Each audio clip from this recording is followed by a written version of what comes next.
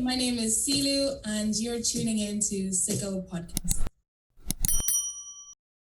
Hey, Silu, thank you for hopping on the podcast. I'm really excited to have this conversation with you.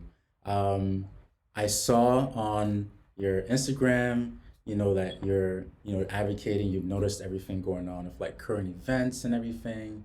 And, I wanted to really just understand your perspective because you're in Dublin, and I think you've been living there for a while. And as as a black person, living in America myself, I've seen the narrative that racism is the worst in America in terms, Yeah. it's really focused in America. But it's a worldwide issue, and it's something that it's affected by people of color anywhere really. So that's why I wanted to connect, hear your story, and learn a little bit more about you. So I guess just to start off, how's your week been? That's what that's I always say that. That's my first opener. Well, I love that. Well, first, just thanks for having me here. I'm excited to be here. Yeah. It's cool to be part of the project. And so far, things are good. Things are good. I've just moved back to Dublin now. And well, not just, but recently enough. Yeah. And just still kind of coming to terms with things here in Ireland, obviously, with everything happening. The restrictions are being eased a little bit more. So I'm finally getting to see some friends I haven't seen in a while, in like a year, which is crazy. All my families, we're now back in the same house, which is crazy. We're working from home, pushing each other out the way. It's hectic. Yeah. But I mean, other than that, life is good, Hamilton. What about you? That's good. That's really refreshing to hear. Just life is good because like 2020 is so crazy. You really have to Yeah. like focus on your mental health and everything. And for me, that's really what I've been doing. I've been taking the time to really be introspective.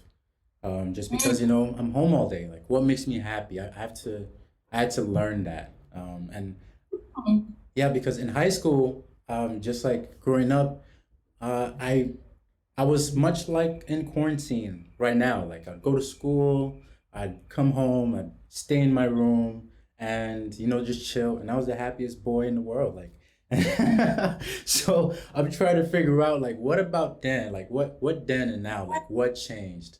What is it that makes me happy now? And I think that's what changed. The things that make me happy have changed. So I've been trying to Wow. adjust and really learn like, oh, I need to do some exercise, I need to jog every morning, I need to get some fresh air. I need to be social, which is why one of the reasons that I started this podcast. I need to interact with different people and learn different perspectives. And yeah, I think that's the biggest aspect of my happiness. And I need to learn how to just not be social and be on my own with my thoughts and be perfectly fine with that, and just watch a Netflix show by myself and be content. So it's a journey. That's my 2020 journey. Yeah, it's strange, especially with quarantine now. I mean, we're all, if you have a phone, you can see that everyone's had to rethink the way they live. Yeah. One, just slowing down, but two, people learning how to make banana bread or learning how to how to do, things that they used to like you said, we're all trying to reclaim and refine all those things that we used to like and we used to find enjoyment out of. And it's kind of like a 2.0 now. So it's interesting to see amongst my friends and family, but Mhm. I'm glad you're finding it. Yeah, yeah. I'm trying. I'm doing my best. So That's all you can do. while we were working together, we're ex coworkers. I was always curious because I heard that you decided to go to Sydney, Australia to be part of the sales team there, and that team was pretty small. So I was always just curious as to what made you decide to go from Dublin just to go to Sydney. Was it just you wanted to travel, be in a different environment, and really just how was that for you? Because I'd love to travel myself, and I'd love to go to Sydney one day. I'm sure you will. Knowing you, I'm sure you will. Uh, but yeah, it's a good question. So yeah, I decided to move just pretty much around this time last year. We actually had our annual summit in work, and everyone from all over the world got together. So Colin, it was just really him in Australia on his own. Um, and then the guys from the US, and then all of us in Dublin. And at the time, I was working on the Australian market and on the American market, but in Dublin. So already a bit of a, I don't know if we can swear on this. You So maybe definitely can. You can yeah. curse everything you want. Yeah, already a shit show. So that was the number one, not the number one incentive, but it's the first thing that piqued my interest. I was like, this is not really sustainable. And then I was talking to some of the guys, and it just sounded so good. Colin came over with a tan, looking like life is so good over there. Showing me pictures. Yeah. And I made a little presentation, and I pitched it to Alex and Brian at the time, a couple of, the guys. And I just said, like, listen, you guys, I think that there's potential for me to go over. I think, it'd be a good fit. I'd make the most out of the day, and I'd get to learn. And it sounds like an easy move, but really, because I'm moving within the same company, but it really wasn't. I think the things that scared me were, one, it's the distance, the time, the fact that I don't know how this is really going to work. The other thing that was on my mind is that I always hear about, racism in Australia. That was definitely one thing that was on my mind, because you always hear these stories of that they're just not used to people of color. They just don't know what to do with us. I've seen a lot of things online. I was uncomfortable with that straight away. It wasn't a topic that I was really comfortable addressing in work, but I was just like, listen, man, send me on a trial. We'll see what happens. If I come back, then let's just do it. Yeah. And it worked out fine. It was fine. I'm glad that I did it. I'm so glad that I did it. I don't regret it at all. And I think I just knew that I had nothing to lose, right? It was a lesson or a blessing. So I feel like it turned out to be both. So that's fine. But yeah, I think sometimes you just got to go for it. I feel like I didn't have much to lose, and I'll probably do it again. Did you see any kangaroos? Yes, of course. Did I ever? You realize on me. Wait, so how's like I guess the nightlife or just like regular life in Sydney? Were there like some popping clubs? What was going on there? Yeah, so nightlife was definitely different, because I lived in Sydney, so it was right in the center. It was very fancy, very it was quite different to Dublin's, because Dublin's quite a small city, and I don't think Irish people take life too seriously. So when you go out, it's just think of like the wild but human form. Like, it's just free reign for everyone. There's alcohol, and it's just a mess. Yeah. So Sydney's a lot more elegant, a lot chicer, and that just didn't really work for me. It's not what I was used to. But I really did like it. I think the Australians did surprise me, and they were standoffish at first, but I didn't experience what I was so scared of to begin with. So they were quite open, and I had a good time. So yeah, I definitely would recommend. I really feel like you'd like some of the clubs there. They were, the only other thing is that, The wine glass. you do. Yes, I can imagine with a huge wine glass. That was pretty much me. But it was hard to find clubs that would have my kind of music, and all I really like is the Migos, and it was quite hard to find any of that. Yeah, what was the music that's like? one thing. What did they play a lot? Was there a lot of American music or Australian? Yeah, it was generic pop, really. I suppose a lot of Ariana Grande's, that kind of. It's music I'd like, but I always found myself on nights out like looking for someone like me, just looking for somebody black that I could be like, oh, this is great. I feel right at home, and I don't really think I ever found that. So that was the one thing. I was just always very aware of that, and I think that's one thing I do remember, is that I was always just aware that I stood out, even more so than I already do in Ireland.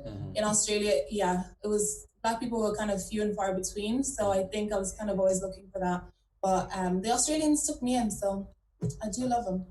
Yeah, that is tough. Like, I was raised in a city, so New York City is very diverse, luckily. But anytime I traveled or went on a road trip, and I was just like in a place that was just, I could tell, oh, I forget the majority of the country is white and of the world. So just like being like the only either black person or black family at a restaurant and things, or just any location, it takes some getting used to, especially just to be comfortable in your own skin. Because just like I know it, you know it too. Like, oh, there's a there's a black person right there. Like, we both know I'm the only one. So Yeah, it's just like a ring, all right? It's usually are we gonna address? No, no. Okay. yeah. So, but yeah, in Dublin and in Ireland, I noticed that there were some people of color there. It's not as far in between as Australia, but just Yeah. what was that like for you? Did you how was it? Did you find a community of people of color, or just in general, did you feel just completely comfortable in Dublin? Yeah, I mean, in Dublin, we've definitely come quite a way. There's a huge African community over here. So you'd even find African restaurants now, which wasn't really a thing when I first moved here. So I moved here in 2005 and I was about 10 years old. And yeah, you wouldn't really see other people like us, even at that time. I know it was only like 15 years ago, but Mhm. with all, I'm quite used to being the only black person in pretty much every situation for the last 10 years or so. Mhm. But in recent times, more Africans have moved here, and it's great because yeah, there's more things that are specific. So even myself, because I'm from South Africa originally, I Mhm. found that I found more that I can relate to with other Africans, because xenophobia in South Africa is a whole nother story. But there's quite a segregation there, and I never really got to know about other Africans until I moved to Ireland. So I think that is a surprise. And yeah, there's definitely a sense of community here, more so than the Africans here. But Mhm. I think when it comes to the Africans and the Irish, there's still room to go. There's still that friction. I don't think the Irish are very aware of it, but Right. there's still definitely room to go. Yeah, microaggressions are something Exactly. that you really, as a person that's not in the African or Black community, it's something you have to learn, like, and recognize for yourself, especially when it's pointed out to you, like, oh, wait a minute, this isn't a right train of thought, and this is what Mhm. sparks it, and I need to actively distance myself from it. Um, Exactly. yeah. And I'm curious for, just in general, just police and police brutality in Ireland and in Dublin. I know I'm not sure exactly what the regulations are for police. Like, are they armed? Because I know in some countries, police aren't armed. Like I think London, for example. Um, Yeah. so No, yeah, they aren't armed up here either. There's an armed unit, but hmm the regular police, they're not armed. they're So not armed. yeah, So yeah. I take that as a positive. So, in terms of police brutality, these unarmed, police or central police, do they still, exhibit brutality at a disproportionate rate towards, people of Mhm. color or Africans, from what you've noticed? Yeah, from my experience, for sure, definitely. It might not be, because they're unarmed doesn't mean that there aren't cases all of the time, especially if, even on things like nights out, if they know that it's going to be mostly, Black people that are going to be in this venue, just the nature of the event, Hmm. you'll always find extra, police just ready, just there, just waiting. Hmm. And there's always it's the way that they talk to us, really, because I've had situations like that too. It's the way that they talk to us here, Hmm. and no, by no means is it the same as America whatsoever. At the end of the day, it's not, but it is. It's like you said, it's that microaggression. So it's the way they treat us, the way that you'll always have to over explain yourself. It's the way that it's no coincidence that their attention is brought towards me when I'm, surrounded by my Irish friends, and Right. we're all going to this, like we're all doing the same thing, and and I'm like, this is no coincidence. It's no Yeah. coincidence. So it's things like that that always build up. But that being said, I think that in comparison to the bigger picture, Hmm. it's not as extreme. But like, there's for sure a way to go, and you see it within the police. I'm pretty sure the last time I checked, we have one black police officer in the entire country, and that was a huge deal. That was like Really? that was news. That was like national news, and he got a Wow. lot of backlash. A lot of people weren't happy with that. When he got So hired, that was national news? yes, that was national. They were like, yes, this is the first black guy to become a police officer in Ireland, Wow. um, and that was yeah, it was on our end. We're like we sound good for you. At least we're breaking into something, but on the other end, yeah, there was quite a lot of backlash from what I remember. Wow. Yeah, we're gonna talk about that in a second, but Yeah. back to just taking up police brutality. Yeah, the microaggressions I can even imagine, especially when they're not black and they don't have a black presence in the police force, which I think it's so important to have. Um, Mm. from have you noticed, are there cases, whether few or many, of simply just police brutality, just like either beating someone since they're not armed, which I guess is a good thing, but I guess they still do have weapons like clubs or things of that nature. Is that a thing that you've seen, or just and the jail system, is there, do you think, a disproportionate way in terms of oh, I'm gonna arrest you for nothing really and just put you in the system? Mm. It's a good question. And for me, in my opinion, it's not something that I've seen a lot of in terms of brutality to that extent that I've noticed that, hey, look, this is disproportionate. I'm sure that there might be, but on in my own experience, it's not something that I've actually seen. But what I have seen is that it's more of a case of they'll turn a blind eye when things do happen. So the violence is usually um, attacks on black people. So for instance, there was a guy that he was about 16 years old. There was an acid attack on him. It was basically a racial attack about a month ago, and there were no charges. The police wouldn't come for it about 2 days. He was in hospital. Like it's cases where they just dismiss black people. So Right. maybe the police aren't as actively harming us the way that they are in America, but it's that there's a kind of a disregard for black lives in that way, that we're less than sometimes we're exaggerating. They think we're the ones that are probably in the wrong. Everything just takes longer, so Right. things don't get processed. It's always, well, whose fault really was it? So I see that a lot. I see that they don't take it seriously. Yeah. So to me, that's a whole different story, but it doesn't seem as obvious, and that's it. It's all these tiny things that don't seem as obvious, and it's hard to record, but it's there. Yeah, that's tough. That's tough.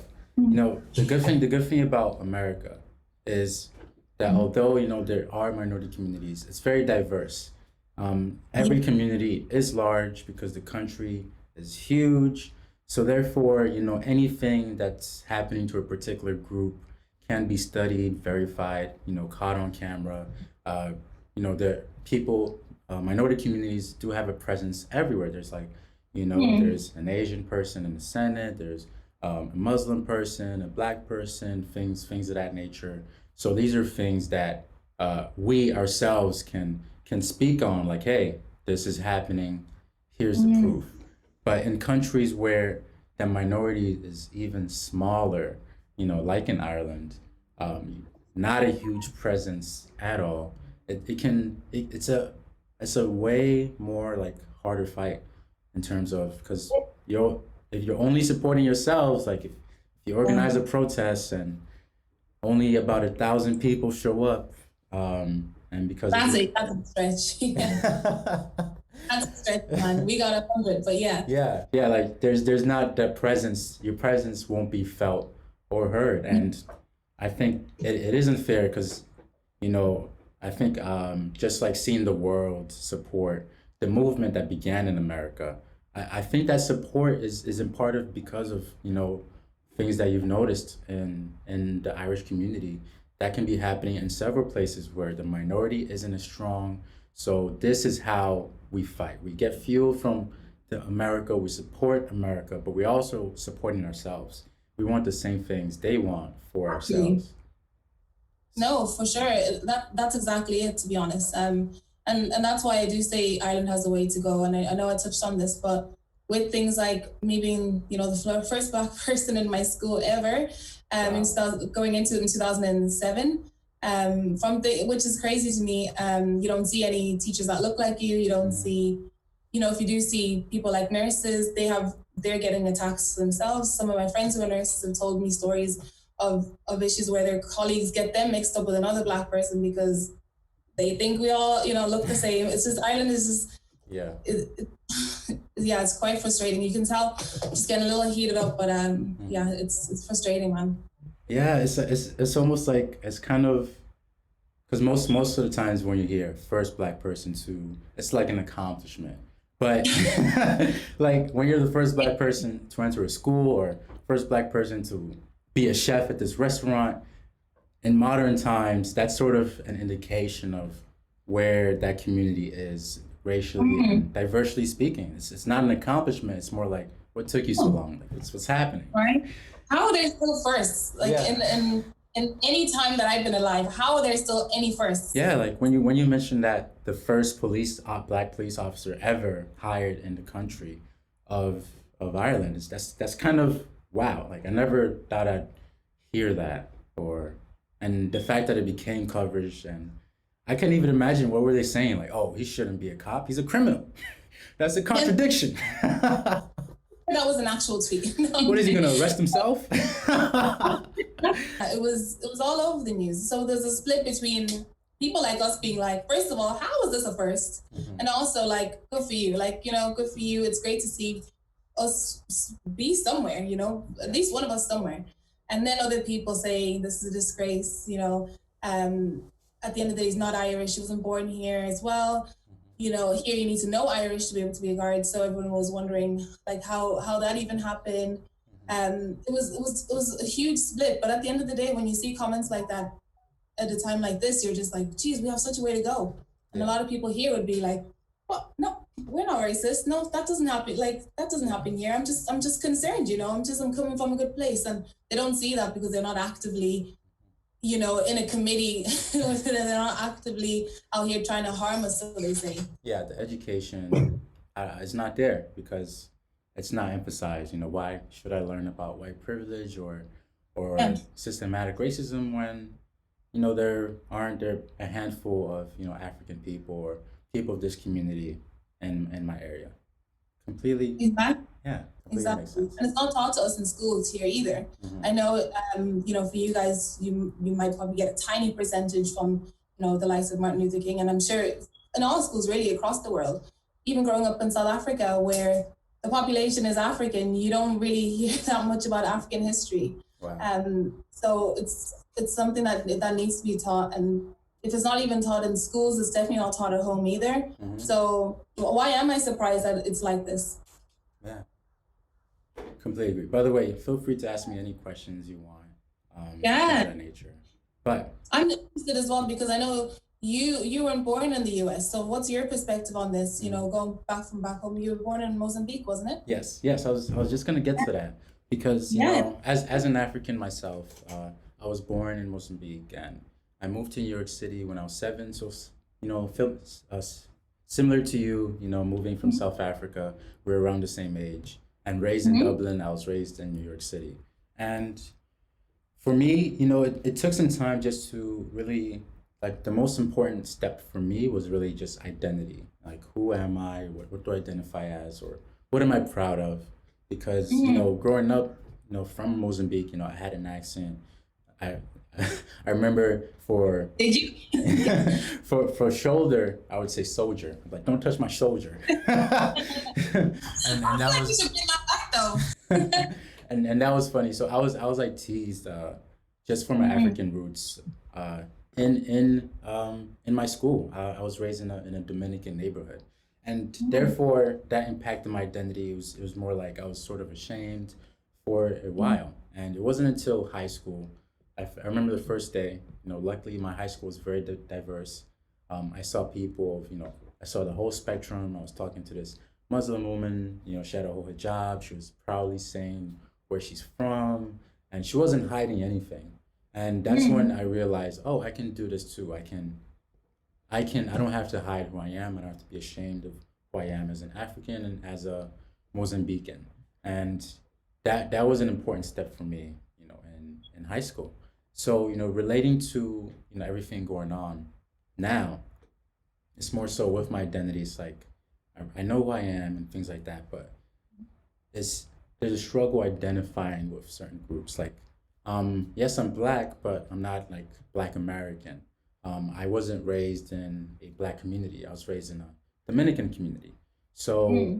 there's that distance between, just in black culture, black American culture.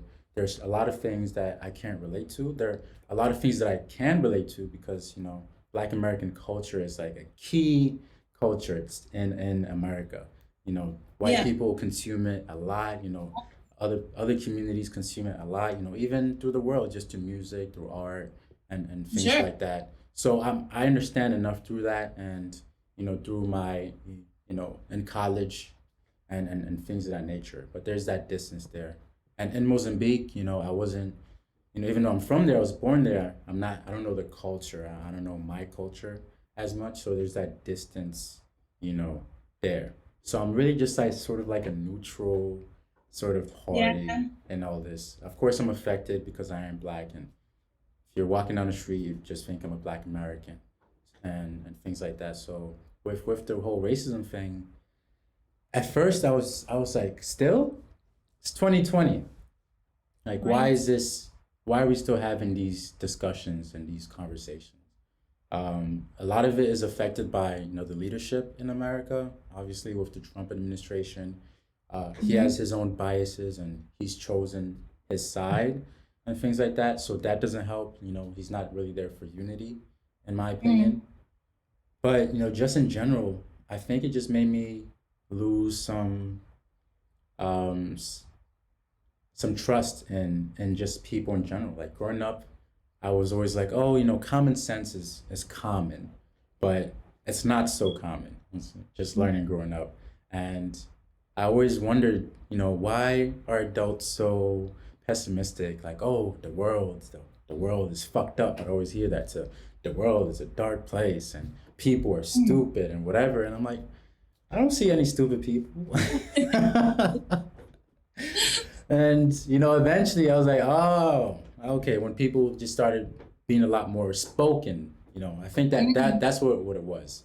A lot of people were silent. Like the silent majority was silent, and they started, the most extreme counterparts of that majority started speaking up and voicing their opinion proudly, thanks to Mm-hmm. the Trump administration. So that's when I realized, oh, there's a lot more. The issue is a lot bigger than I thought. And growing up in this bubble of diversity in New York City, I wasn't aware of that. And it took some time for me to understand that. So I'm just coming to terms with that now because this year is just terrible. But these last these last 4 years have been real shaky for me and I think for the country of America. No, I would definitely, yeah, I can definitely see that as an outsider looking in, and especially with social media as well. It's just, it's been really interesting for me to see people's perspectives on all of this, or people's lack of, anyways. Yeah. A lack of any voice or just any opinion whatsoever. The other thing though I wanted to ask you is, what was your perspective then? We don't need to touch on it too much, but just in work wise, Mhm. was there are any situations where I won't go, I won't make you nervous. I can see you doing a huge gulp. Where's she going with this? No, it's fine. It's fine. With Yeah. with work, I wasn't. It was good that I wasn't the only person of color, at least in New York City. There Yeah. was yeah, there was obviously one other person, and it was fine. There was nothing that I actively experienced in terms of either racism, or microaggressions. Right. It was really at least dealing with black people. I did notice some occasions where someone would say like a particular story about another group, um, and it was insensitive. It wasn't like racist. Like I think I remember one of my coworkers. He when I think when Colin came to visit, not Mm-hmm. sure if it was Colin, but maybe it was. When he came to visit, he was just telling this story of like, um, he used to live in my old neighborhood in the Washington Heights, Mm-hmm. where I grew up, the Dominican neighborhood, and he was a white male, and he was just telling the story of this roommate. Let's say his name is Pablo or whatever, and he was like, one day, his roommate got into a fight with some Latin drug dealers for whatever reason, and the story was just it was so crazy, and it wasn't like nobody asked, like, why are you bringing why are you bringing this up? What does this have to do with anything? Um, Mm-hmm. so it was just kind of uncomfortable for the people who were like listening. It was like, what's happening there? And there were some instances where there was like some misogyny, Mm-hmm. microaggression things going on, and with people like with like managers and things like that. So it Yeah. was it was a little weird. It was a little weird for people because I'm uncomfortable and I'm not even a woman. I can only imagine the woman, the female, my female coworkers who are listening to the story. So Mm. it was crazy. But overall, those were they weren't like frequent occurrences or anything like that. Although they shouldn't be occurrences at all. But Yeah. No. it's just tough. Well, It's just tough because like just because you're working and this is a work environment and each company has their own culture and things like that. Those are just, policies. The people make the culture regardless of whatever the and company states. So if you bring your own outside microaggressions into the workplace, then that's just tough. That's just tough. How about you on your side? Yeah, I'm just even trying to think. I know I asked you, but I didn't really think of this myself, to be honest, Yeah. until all of until I suppose these last few weeks has kind of got me thinking about my own story and obstacles I may have faced. And yeah, I think I would agree. I think there's just been times where it's even the smallest things of I know that people just talk to me differently because of the fact that I'm black. So Hmm. I don't know, you probably might not experience this, but it'll suddenly go from like, yes, Laura, and of course, yeah, I'll get hey girl. Oh no, see you then. See you, you gotta go. So girl.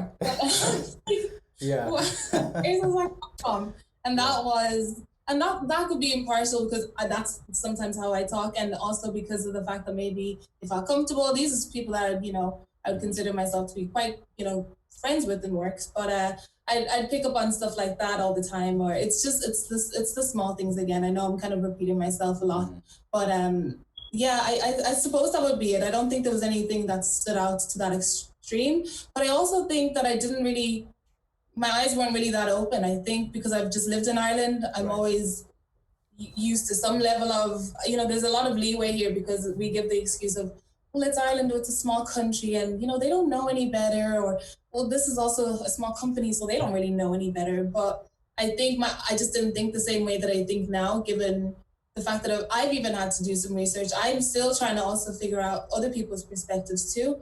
I'm definitely looking more into that, especially even some of my own friends who have had different experiences to me, might not even speak exactly the way I do. Sometimes I always get it, because maybe I sound more Irish or Mhm. because I have a lot of Irish friends as well. I don't sound as black or as African. I get Mhm. that all the time as well. So maybe I'm just really curious about other people's experiences as well because people have been sharing some of their stories with me and it's opened my eyes a lot more. Mhm. I feel like I've lived in a bubble as well.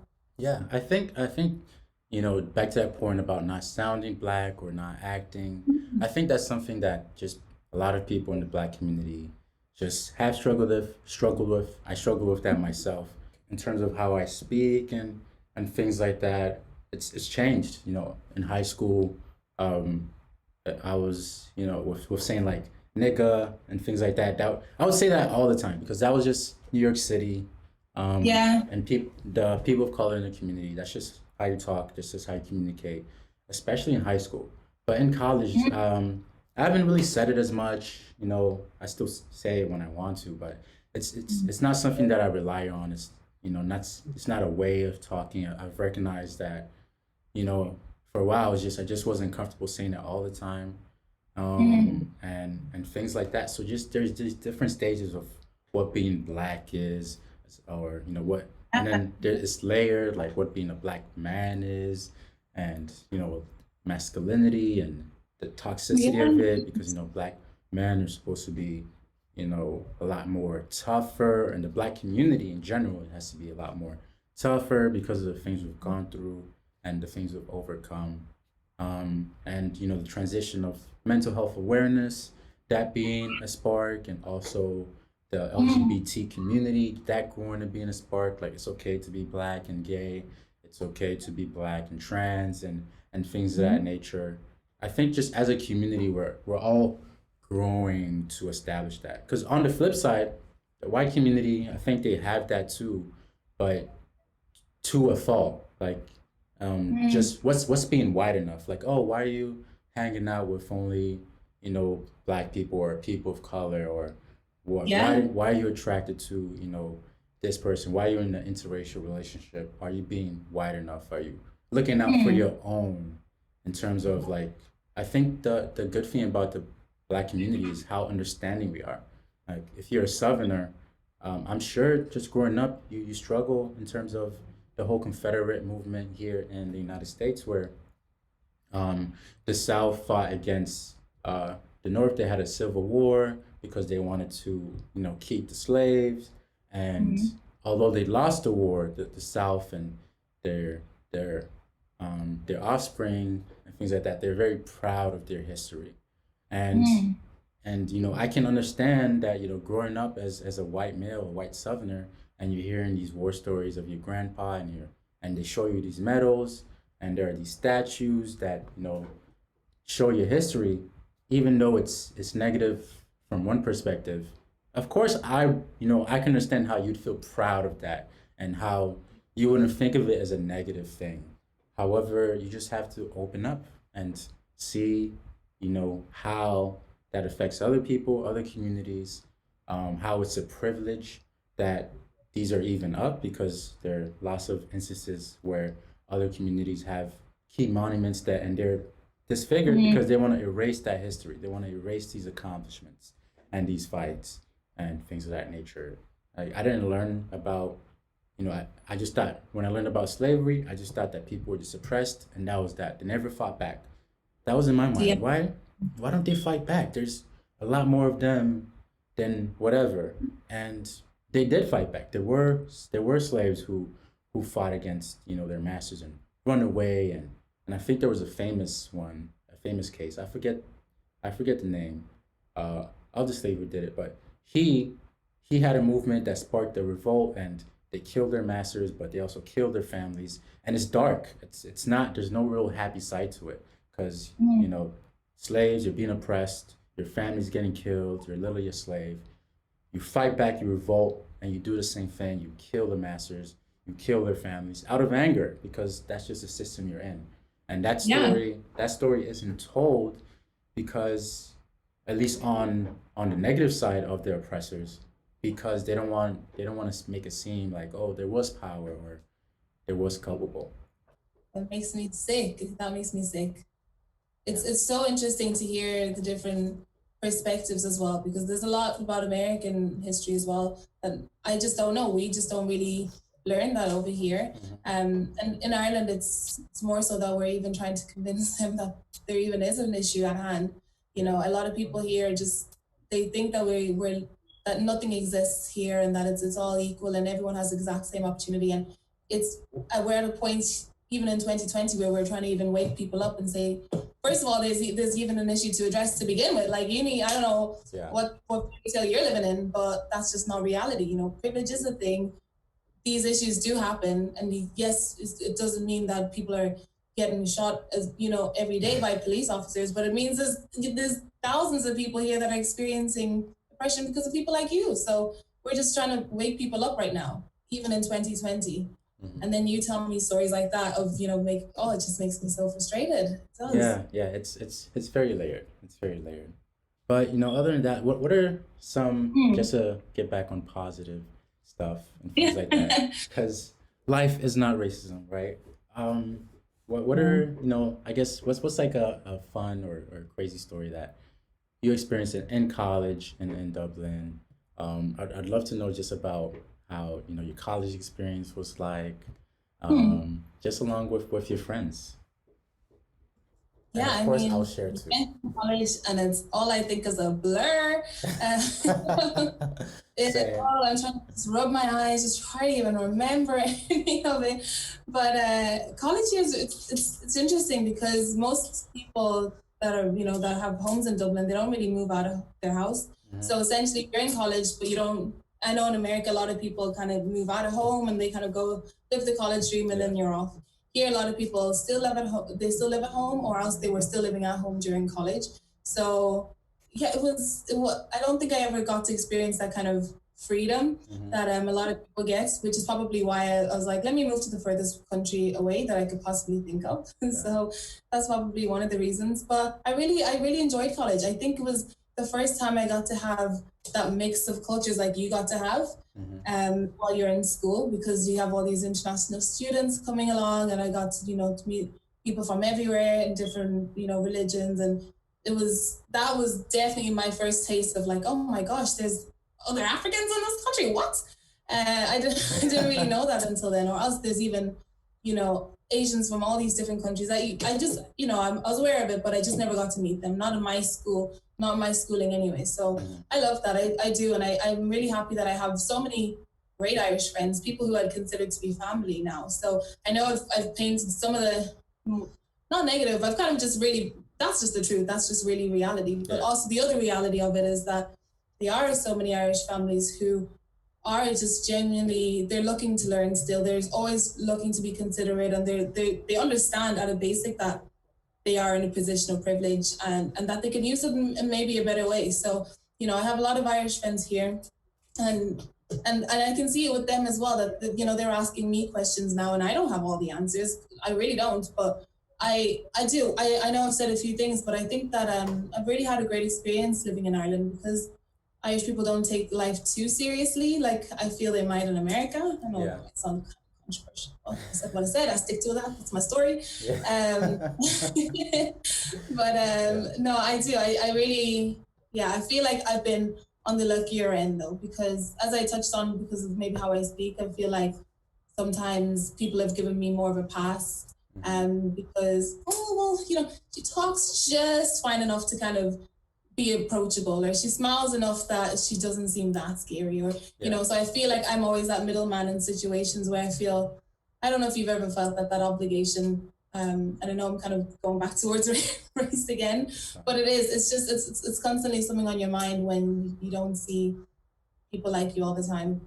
Yeah, yeah, that's another thing. Just like in my introspection of myself, because I'm like a very calm person, very chill, and Tell, I could not tell. and it was just like growing up. I was just when was that transition, or when did it happen? Because I get over things very easily. I don't like to hold grudges, and and yeah, and at first, there was a time where I thought, why do I do this? People can take advantage of that sometimes.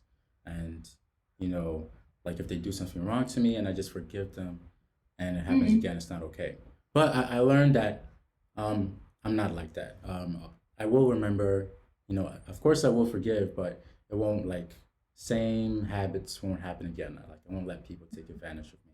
But I think that, a huge reason of why I'm this way is just to that point, being approachable, not being that scary. I think it's just something that I consciously think about as a black man because, Mm-hmm. a lot of the time in these police brutality cases, I fear for my life is the lovely lines that they love to say, but even Mm-hmm. though they're the ones that are armed and the other person may not be armed, you still fear for your life. So I guess that really stuck with me and at a young age, and it just made me um, just act as approachable as I can be, and just Yeah. do. I think it's just like a survival instinct, and just do. And I don't think it's something that anyone can do because it's not conscious. It's just how I am. But I think part of what shaped that is that just that realization of, hey, you don't have the luxury of being frustrated in public or looking angry in public and things of that nature because people fear you regardless of how you are. So I think that's what that's how I've dealt with that. Mm. Yeah, I think that's so true. That's so true. I think you said that so well. Wow. Yeah. Yeah, it's it's Oh, crazy. It yeah. really affects every part. But as also a black woman, not just a black person, a black woman. Um, have do you feel like as a woman or like with a relation or a connection with other Irish women in your Mhm. community and I'm just curious, is misogyny, is that an awareness in Ireland? Is that talked about? Yeah, at least that's talked about. Now, what's been done about it? Not very much, but at least, people are trying to address that. And I think actually, with conversations with my own friends, who are guys, who are Irish guys, and I'm speaking with, we're in a group setting. It's also, it does remind me that we're still even trying to convince them that that's a thing too. Yes.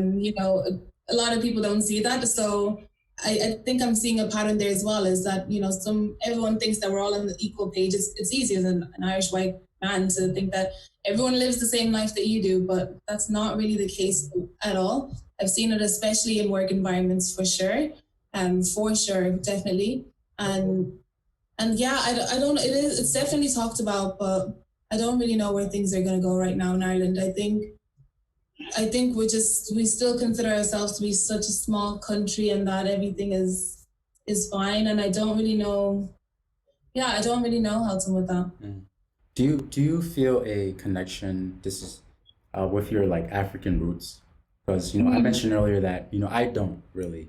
Yeah. That's just it's terrible for me to say. It took a long time for me to just even admit that I don't relate to my culture and to my family members because um, I know who I know. I know who I remember, like my grandparents, maybe a cousin or two. But my family is huge. It's big, and a lot. I don't relate, and I don't know a lot of them. And I know that's a problem or an issue that I'm gonna have. It's gonna be, long that I'm gonna have to deal with that and work towards. But I was just curious with you in South Africa. Have you visited? Do you know your extended family, or do you feel connected to them? Yeah, I really do, and I think it's strange because yeah, I left when I was 10 years old, but I think I've always felt such a deep connection to South Africa. I think specifically because I couldn't see a lot of people like me when I first moved, that I was just holding on to that, and I was just holding on to the fact that I always think maybe I was trying to stand out or so, but I just always Mhm. wanted to tell people where I was from, tell them about all the cool things, that you can do in South Africa. And because I have such an extended family, I really can't shake them, to be honest. I pop up on Facebook, I find a new cousin every day.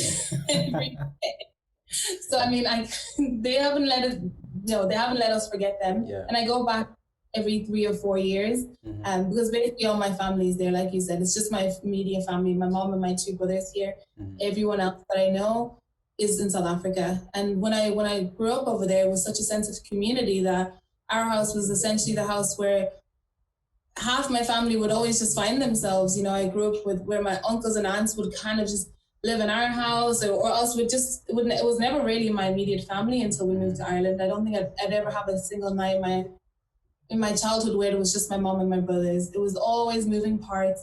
And I think I love that. It probably made me be the talkative person that I am sometimes, because you have to, fight just to be heard. Yeah. But I love that sense of community, and I think it's something that I value so much now. And even when I go back to South Africa now, I see that all the time over there, because that's what they have. It's so strong. I can't really explain it. Where all neighbors are just in and out, and Yeah. it's such a sense of community, and everybody really knows you. And like, I don't know when the last time I talked to my neighbors, when I wasn't complaining about them. I don't know when I last had an actual nice conversation with them and Yeah. wish them well. And they're literally 2 meters away from me. So Yeah. yeah, I really miss that, and I think I've held on to that a lot. But maybe you should go to Mozambique someday. You could like film, you could do a whole story on it, a whole documentary on going back to the motherland. Yeah. I have visited every now and then. Oh, Um, okay.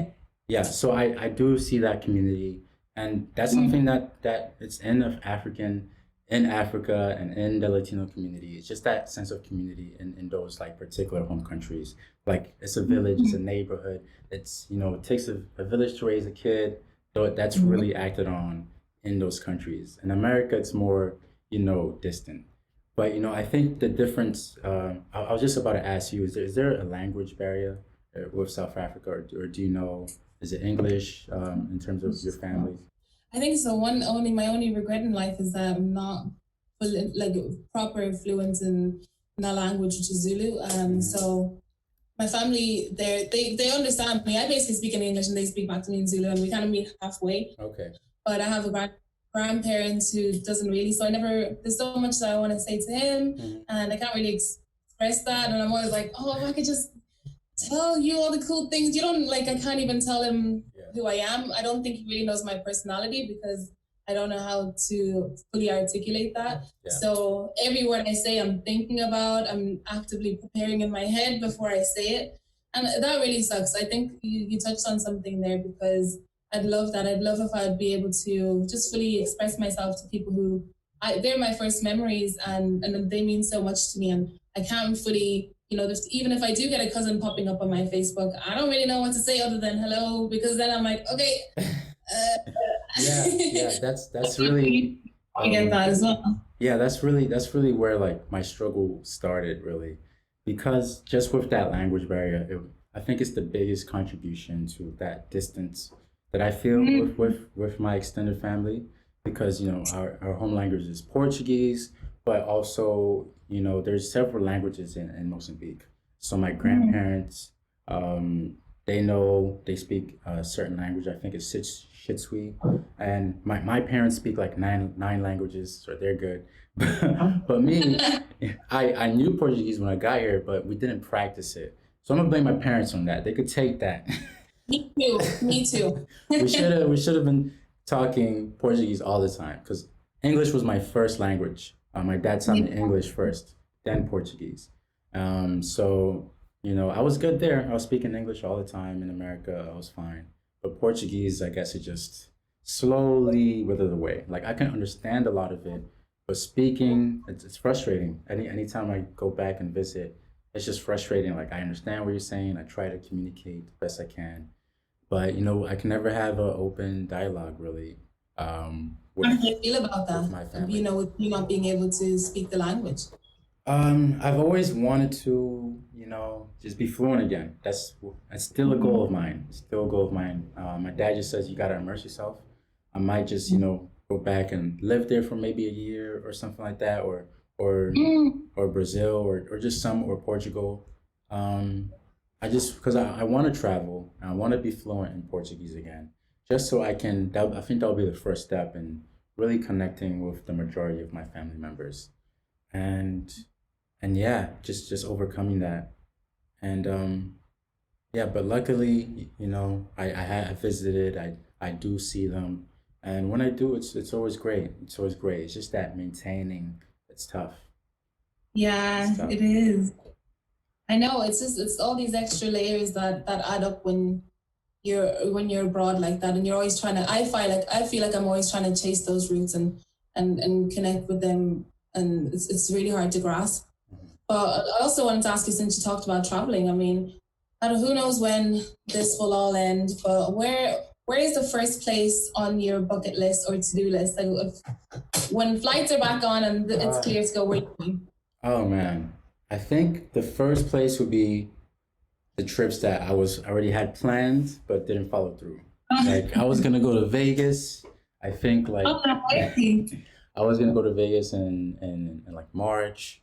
It was all planned out and everything. Had the flights ready. All my friends were ready. We had the group chat, the the trip group chat popping. Then the crisis, because that's when everyone was like a little more hopeful. Like, oh, this is gonna blow over by this time, and it's not that bad that this, but clearly it got worse and worse, and the trips got canceled. So Vegas would definitely be the first. Then I think I was gonna go to Hawaii, and really, Nice. yeah, I really just my bucket list of traveling. It's like Chile, Australia, all these places that have a lot of culture. I want to absorb as much culture as I can, and these communities like Portugal, um, and Brazil, and South Africa. Although I've been to South Africa, Zimbabwe. Um, No way. yeah, I've traveled there with my family because my uncle lives in South Africa. So it's all these places. I wanna know the world really, and I think that's like one of the goals of like just as a human growing up. Like you wanna have a great life. You wanna create a family, but at the same time, I want to know the world because I'm in Earth for all this time, so I gotta know Earth. Know these areas. No, right with you. I agree. Never has the world been so accessible to us. We literally have the world in our hands, and that's what I love as well. It's easier for me now being back in Europe because Mhm. you can just fly 2 hours and you're in a different country and you're trying something new. And I really love that about Europe in general. But I feel you. I feel such an excitement to see the world, experience things, and I feel really that's one of the things that I am always grateful for is the fact that we can do that. Though, that the world is that accessible and we can fly somewhere and explore something new in just a day. Even in Australia, I was just a day away. So I'm what I'm gonna do is I'm just gonna close my eyes and just pick a place, man, and I'm just gonna go. Yeah. Yeah, you're That's the plan. clearly you're spontaneous, so I'd love that for you. Yeah, so hopefully that works out, but who knows? All right, so we're coming up on an hour. I don't want to take up too much of your time. At the end of my podcast, I have this thing because Okay. I'm gonna call each episode a page, just to be different, because it's sort of like a book, the book of life, and my guests are different characters and things of that nature. So Oh, to justify that, I have a story going throughout, dictated by my guests. It's that game you ever played like I say a line and then you say a line, continue on that story. No, but it's you basically explained it, so I can do that. Yeah. I started off. I said a man walks into a bar, and then the story went on. A man walks into a bar, and then he woke up, and he walked downstairs in his pajamas behind his own bar, and served himself a drink and his friend Rick and his homeless friend Rick that comes by every morning. Then they went out for a walk, and a a vortex into the unknown opened up before them. So that's where you get to continue on, and you can say whatever you want. Then they ran from the vortex, or they stepped in, and whatever.